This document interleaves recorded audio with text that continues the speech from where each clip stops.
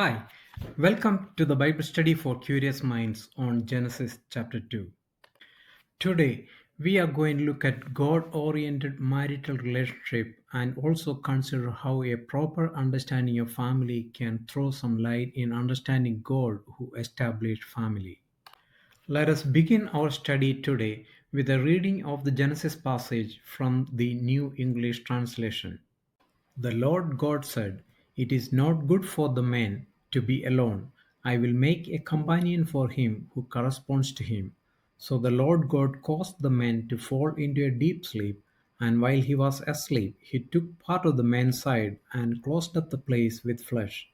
Then the Lord God made a woman from the part he had taken out of the man, and he brought her to the man. Then the man said, "This one at last is bone of my bones and flesh of my flesh. This one will be called woman, for she was taken out of man." That is why a man leaves his father and mother and unites with his wife, and they become a new family. There are some important words used in this passage with heavy connotations regarding man, woman, the relationship between man and woman, and something about the nature of God. In verse 18, we see God speaking about creating a companion for man. The word companion in this passage is traditionally translated into English as helper. However, that is not a good translation, as some people feel that the word helper assumes some subordinate role to women. The word used here in the Hebrew language is eser. The word actually means companion, and it doesn't really mean helper in the sense that we mean the word helper today. So, the word eser in the original language cannot be and should not be used to associate any subordinate role to women. God created both men and women as equal beings to be companions to each other. However, almost all man-made religions that came into existence have assigned a subordinate role to women in marriage, family, and society. Nevertheless, we do not see that in the Bible. Man and woman are meant to be equal friends or companions in a marriage as we read in the Bible. One is not subordinate to the other. Both are created in the image of God and are equally precious in the sight of God. If you are a woman and if you belong to a religion that subordinates your value, you might want to set yourself free from such human traditional and religious bondages to enjoy the God ordained freedom and equality. Genesis chapter 2, verse 21 speaks about the creation of first woman. God, who created the entire universe out of nothing, takes a bone from the side of man and then creates a woman out of it. In the Hebrew Bible, whenever the right side is mentioned, it would specifically say the right side. In this case, the bone is taken from the side, not from the right side, which means the bone was taken from the left side of man, which is closer to the heart of man. Woman was created out of something closer to the heart of man, and woman continues to remain the closest to the heart of man than anything else. Genesis chapter 2 verse 22 speaks about God creating and presenting woman as a companion to the man. There was a huge explosion of joy and celebration as the man saw the woman for the first time.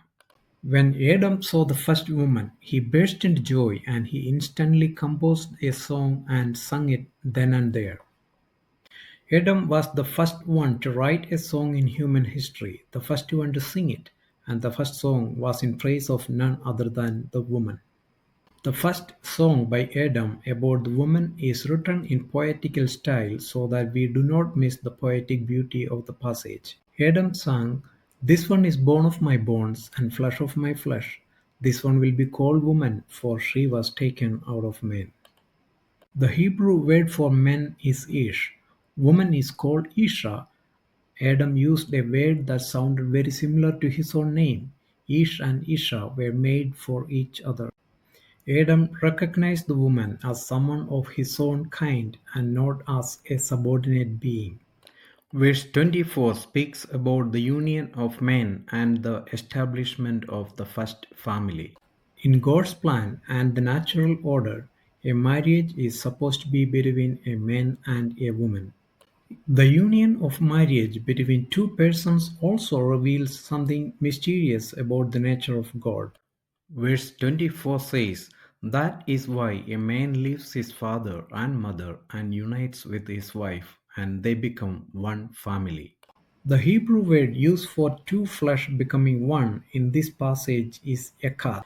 The word echad is always used in the Bible to refer to a composite unity.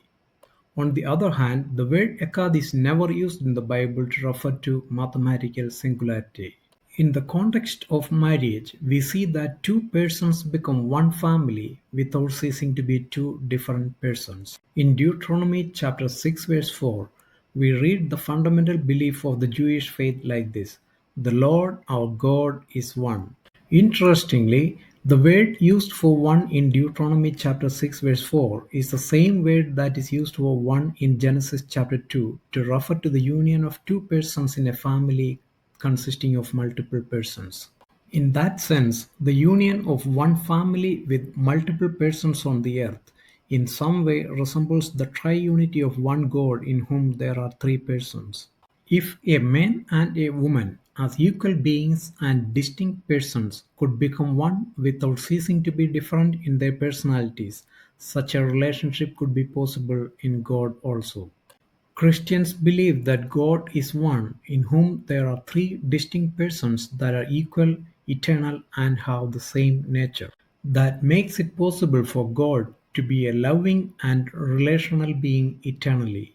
For a being that is mathematical singularity of one person, it wouldn't be logically possible to be eternally personal with personal relational qualities. That is why one should reject man-made religions like Jehovah's Witnesses, Islam, Oneness Pentecostalism, etc. that believe in absolute monotheism or mathematical singularity. So, if you are stuck with a religion that promotes inequality of genders, or a religion that holds on to a mathematical singularity on one extreme, or polytheism on the other extreme, set yourself free by returning to your Creator God. God bless you. Please don't forget to like, subscribe, and share this video.